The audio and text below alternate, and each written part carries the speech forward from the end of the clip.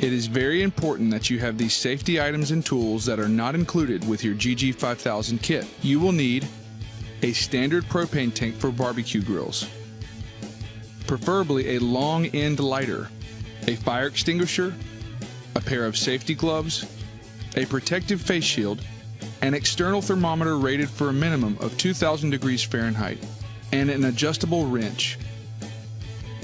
Inside the box you will receive a parts list, an instruction manual with a link on how to set up and use your furnace, a pair of 17-inch tongs for your crucible, one stainless steel melting chamber with KO wool insulation, an air handler pipe, a propane regulator, an open and close valve, a rubber hose, a set of connection clamps, some plumber's tape, a fire brick, and a 5 kg crucible. It is best that you lay your parts out so that you can identify your parts, then follow the steps for assembly. Please do not attempt to assemble or use your furnace without having all parts. Take your plumber's tape and seal the connection point on your air handler pipe, and also on the one end of the hose that has a connection point. Attach your open and close valve to your air handler pipe. You want to ensure that this connection is secure. You will then take the end of your rubber hose and slide a connection clamp through the hose. Then connect your rubber hose to the open-close valve. Push the rubber as far as you can, then tighten the connection clamp approximately 1/2 inch from the edge of the rubber hose. On the other end of your rubber hose, slide the other connection clamp through.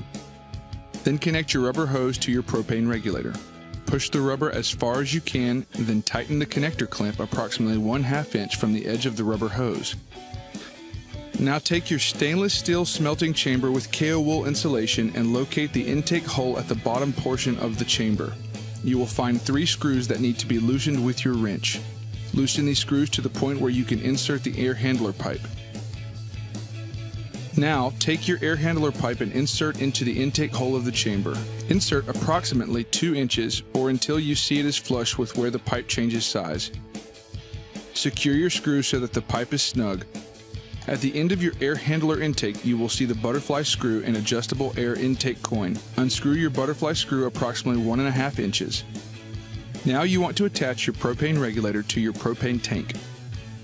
Use your adjustable wrench to secure this connection. You are now ready to test if there are any leaks at your connection points. You can use soapy water or a glass cleaner spray bottle. Check that the fire brick is at the bottom of your inner chamber. Make sure there isn't any KO wool obstructing the air slot inside at the bottom of your inner chamber. Make sure valve is in the closed position perpendicular to the rubber hose before turning on your propane tank into the open position. Make sure your air handler pipe coin is open. Make sure chamber lid is open all of the way. With your propane tank open, slowly open your valve until it is open all of the way. You will hear gas flowing through. With your safety gear on, use your lighter and place inside of the chamber. With the combination of your air intake coin and your propane regulator, you will be able to achieve optimal flame and temperature for your furnace. Your propane regulator should be between 0.1 and 0.2. Your air intake coin can be adjusted accordingly to your desired temperature. Please have an external thermometer readily available. Place your crucible inside the chamber and begin the process.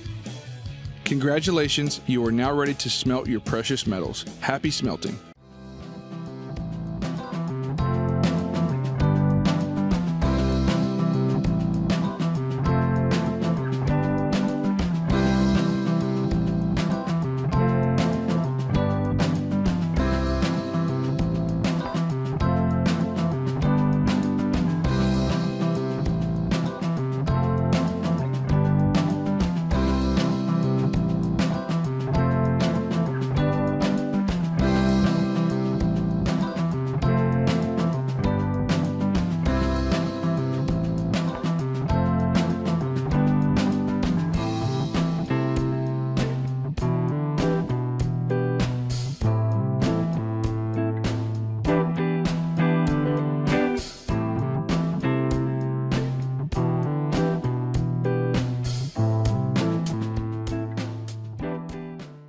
Here's TOAUTO gas melting furnace.